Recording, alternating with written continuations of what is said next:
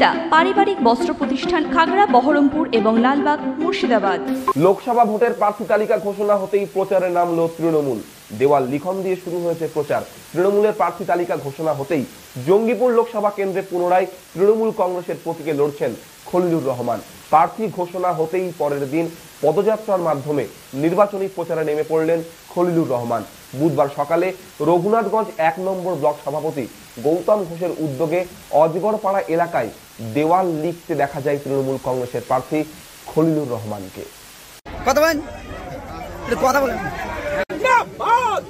এই বাবা হাত ধরো না। এমপি সাহেব এদিকে।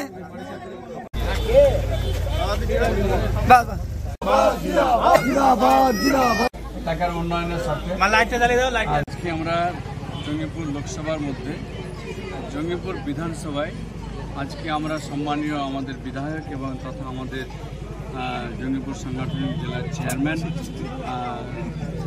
জাকির হোসেনকে নিয়ে আমরা এই মুহূর্তে কানপুর অঞ্চলে আমরা একটা পঞ্চায়েত রয়েছে আর কি। আমরা দেওয়াল লিখনের মধ্যে দিয়ে আমরা বাড়ি বাড়ি প্রচারের কাজ আমরা আরম্ভ করলাম।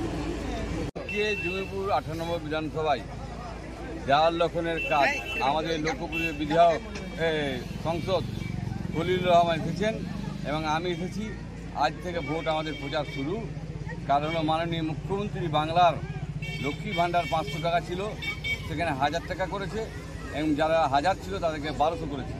মাননীয় মুখ্যমন্ত্রী আমাদের ফায়ার ব্রিগেড তৈরি করেছে, আমাদের মাননীয় মুখ্যমন্ত্রী বাস স্ট্যান্ড তৈরি করেছে, মাননীয় মুখ্যমন্ত্রী আমাদের ফোন লাইন তৈরি করেছে।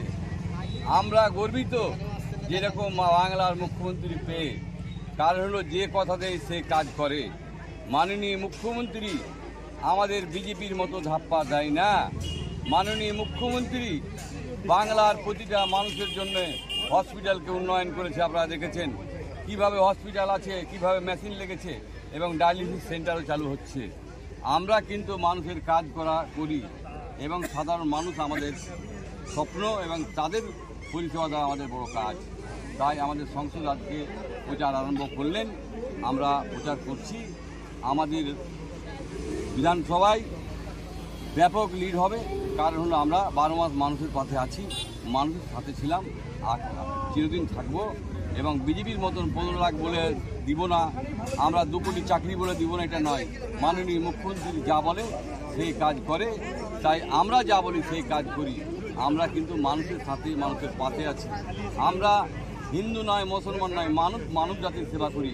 মানব জাতির সেবা আগামী দিনও করেছি এবং আগামী দিনে করবো। এবং মানুষ আপনারা দেখতে পাচ্ছেন যে এখানে একটা প্রচার এসেছি, মানুষের ঝড় এসেছে।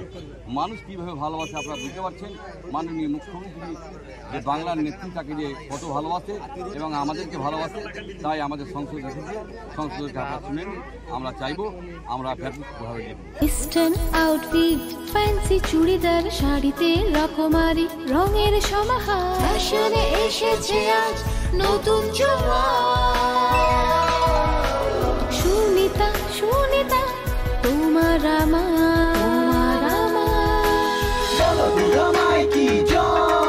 আজ পুজোর হাওয়া, নতুন চাওয়া পোশাকের সুনিতা মন ছুঁয়ে যায়।